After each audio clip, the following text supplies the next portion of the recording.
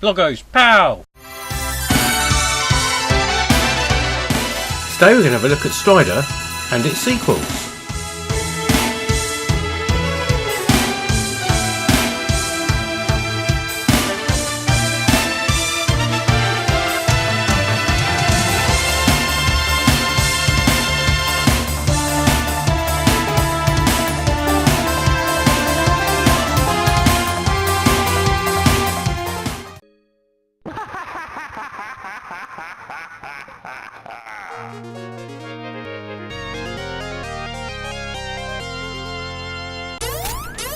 Strider was originally an arcade game released by Capcom in 1989.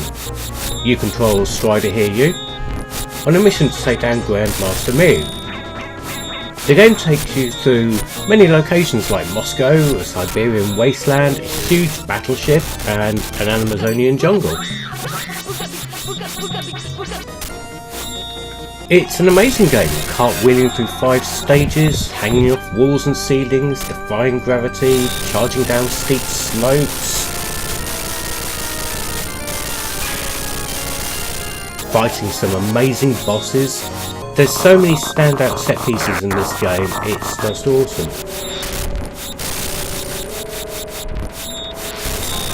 I first played this game, again, down the arcades in Margate. The game came home at home computers of the time, about a year or so later. The conversions weren't very good, most of which were converted by Teartex. The only one I really played at the time was the Amiga version, and I enjoyed it, it was all I had. Arguably the only home conversion outside of the much later released PlayStation 1 port of it was the Saber Mega Drive version, which was excellent. Still remains a great game today and was a large reason for me to buy a Mega Drive.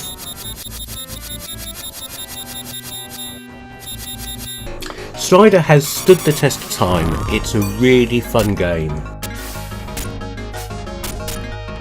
It's worth tracking down today, either to play on your PlayStation 2 or on the PSP using the Capcom collection discs, or a MAME on your PC. You can also get the Mega Drive version on I think on the Wii Virtual Console.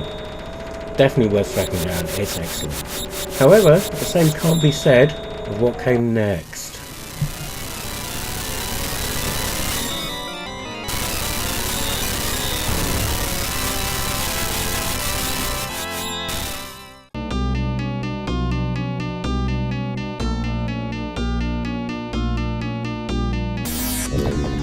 There wasn't a sequel to Strider, well, not straight away anyway. So US Gold, who held the license to Strider in Europe, got the tools at Teartex to release a game called Strider 2, also known as Strider Returns. They used a main sprite to try to recreate the look of the original arcade game, and that was the only good thing about it.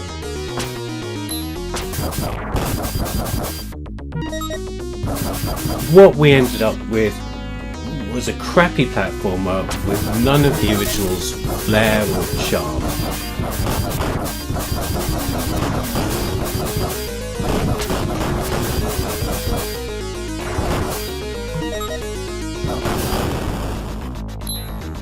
Just don't touch this with anyone's barge pole, let alone your own.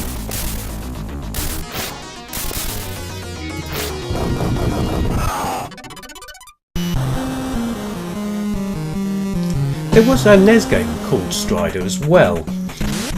It was different to the arcade game though, only really showing the main character. It's a pretty good side-scroller. It's much like something like Ninja Gaiden or Violent Commando.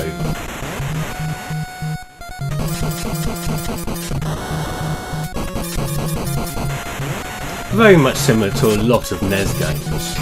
It's not really something I'm going to give much time to here, probably because it's pretty damn hard, but it's interesting nonetheless.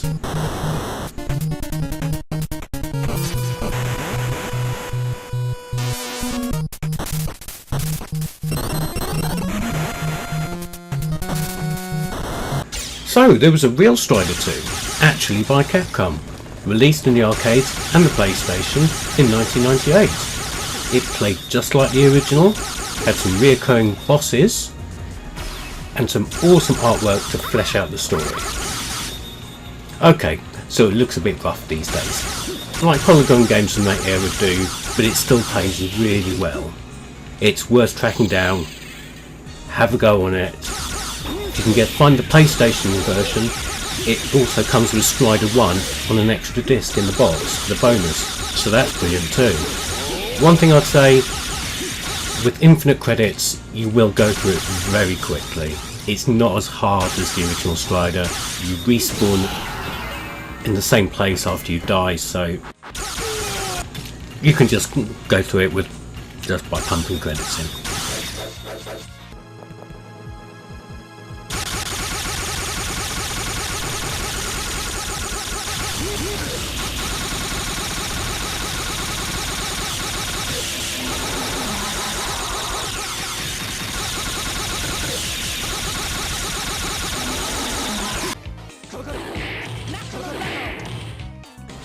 Strider was ignored for years, and aside from an appearance in Marvel vs. Capcom, there wasn't any sign of him until the release of Strider for the Xbox 360, PlayStation 3 and Windows. It's a very nice looking Metroid-esque platformer, which gives it the emphasis on exploration as well as combat. It's a fun game, which sadly I only have the trial version of, and I don't think it got a physical release. And it didn't even get included in the Capcom Digital Collection disc. It's really good. It's worth tracking down. I don't know if it's still available for download. I haven't even checked Steam to see if it's on there. But it's a really good game and worth having a go on. Nothing can stop me.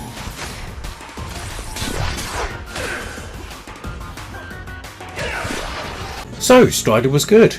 However, others were watching. And in 1993, Atlus released Run Saber on the SNES. It really borrowed heavily from Strider and used a few Mode 7 effects as well. And while not as good even as the Mega Drive version of Strider, it was still a pretty good game and worth having a go on.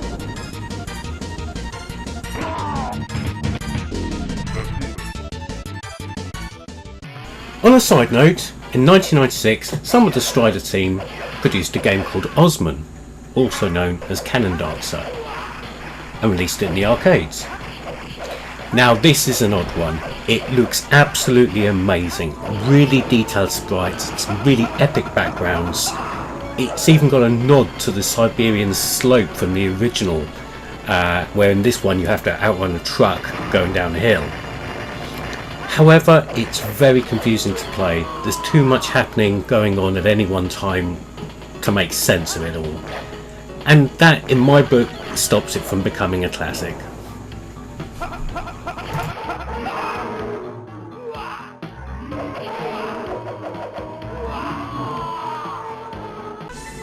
So, there's a look at Strider and associated titles. I hope you've enjoyed that.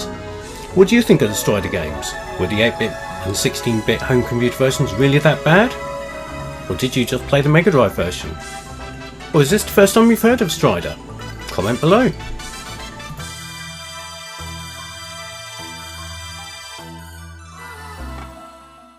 Here, subscribe or naff off.